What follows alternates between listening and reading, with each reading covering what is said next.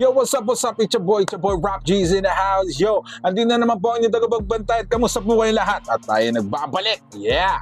Ang nagbabalik na naman ang inyong tagapagbantay na para maghasik ng kalokohan dito sa YouTube. At tayo magbibigay ng reaction video. Umpisa na natin, mula kay Hijack and Glock9.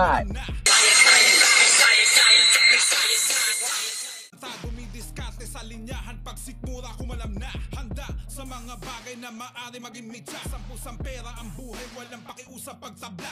Tutok, tusok, pusok, pagsukol na uudok. May bumulag sa isang kalsada. Ayun, yan. At ano nga ba itong nangyari kay Hijack at kay Glock9? At hanggang ngayon ay hindi pa rin matapos-tapos ang kanilang sigalot. Ganun ba talaga kalalim yung nangyari sa kanila? Ang dami-dami ng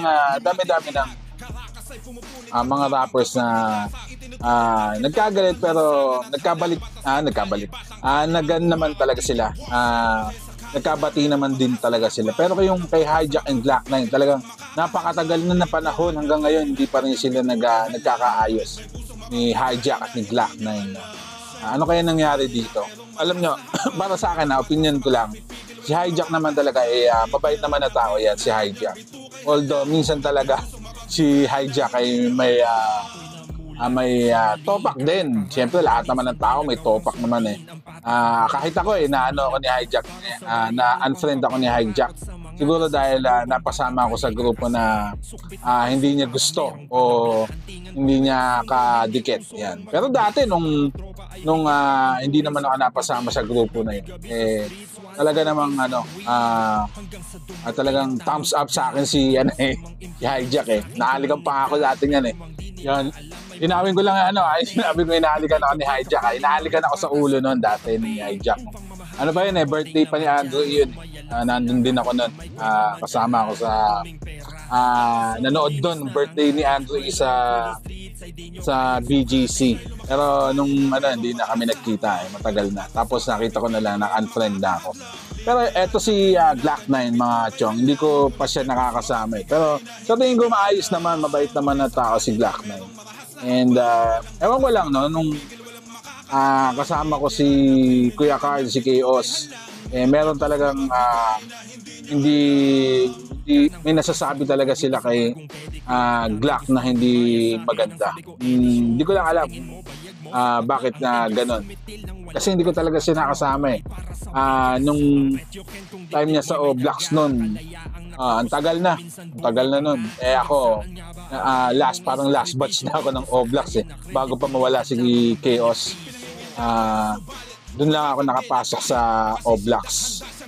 Yung ginawa na ni Chaos yung last music video niya. Yan. Yun lang yung ano kayang problema kay Hijack and Glock9 at hanggang ngayon hindi pa rin natatapos yung sigalot nila. Yan. Parang hinamon pa ata ni Hijack si Glock9 sa Octagon. Which is hindi naman dapat na hindi na dapat na mangyari pa. Para saan pa? Ang tatanda na Ang tatanda na nila di ba? Ako kahit ako matanda na ako, makikipag-away pa ba ako sa Octagon na yun. Hingali na ako Ewan ko lang sila, baka malalakas ang resistensya nila. Pero hindi na dapat pang umabot sa ganon yung sitwasyon ni Hijack and Glock9. Pero eto, meron pa nga issue dati si Mike, si Hijack na hinahabol siya dati nila ng shots fired. Hindi ko alam ang istorya nun. Pero parang hindi ko alam kung nayabangan sila kay Hijack sa isang bar. Tapos pareha silang hindi pa ata donggalo si Hijack nun. Pero ang donggalo nun si Don G. Yan. Hindi ko alam kung bakit hinabol nila si Pero alam ko, sabi nila sa istorya, ang kwento nila, idol ni Don G si Hijack. And then parang ewan ko lang kung totoo na naangasan ni Hijack si Don G yun ang ikinagalit ni Don G kay Hijack nun, kinabwisit niya. Yun lang ang sabi sa kwento-kwento Yeah, alam niyo naman si Don G, isa rin sa magaling na rapper yan dati. Ewan ko, sabi niya, hindi daw siya rapper, isa lamang siyang kriminal. Dahil yan, sabi niya sa kanta niya, nasa na, o asa na, mga gana, yan ang ganun. Magaling gumawa ng kanta si Don G, talagang hardcore kapag hardcore talaga ang banatan.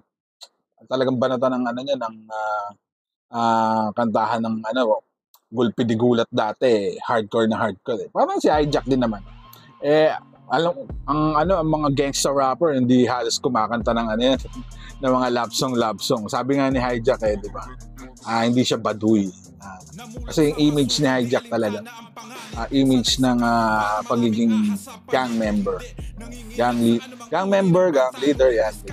Alam niyo na mga gangsta talagang pag umasta talaga, iba parang maaangasan ka talaga sa kanila. Pero sa loob no, talagang may bite din naman talaga sila sa loob nila.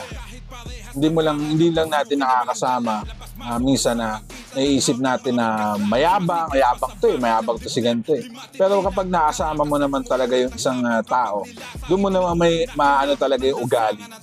Malalaman talaga yung ugali. Hindi lang dahil nakita mo yung postura niya na maangas, mayabang, ganon. Pero kapag nakasama mo siya, ito pa, may isip mo, ito pala siya. Dati akala ko mayabang. Parang ako nun. Tingin ko sa isang tao mayabang, pero ako pala yung mayabang. Ganon din pala yung tingin niya sa akin.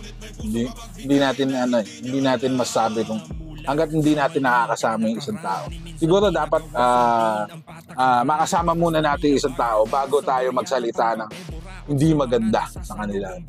Yan lang naman ang reaction ko kay Hijack at Glock 9 na kung ano ba yung nangyayari sa kanilang away-away.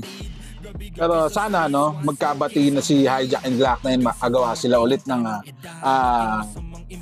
bagong music. Alam niyo naman ang Hijack and Glock 9 dati, ang dalawang saksi. Yan ang pinakaabangan talaga dati ng mga hip-hop heads noon. Hindi katulad ngayon. Yung mga ngayon, yung mga rap ngayon, parang ginagaya na lang yung kanta sa ibang bansa. Tapos sa Tagalogin na lang. Ba't kaya ganun? Tapos talagang mas parang sila. Na-enjoy ng ibang na-enjoy ng ibang hip-hop. Hip-hop pa ba? Hip-hop pa ba yung panggagaya? Siguro, ewan ko lang. Panggagaya ng kanta. Siguro, tayo din naman hindi ko masabing adapt yung kanta pero sabi ko talagang ginaya diba? Kasi tayo as Filipino hip-hop may sarili tayong culture. Meron tayong sarili paninindigan sa hip-hop. Yan. So yun lang masasabi ko mga kabantay. Ito na naman ang inyong tagapagbantay at muli na naman tayong nagbibigay ng mga reaction video. Abangan niyo yung mga susunod na reaction video natin, Shoutout sa mga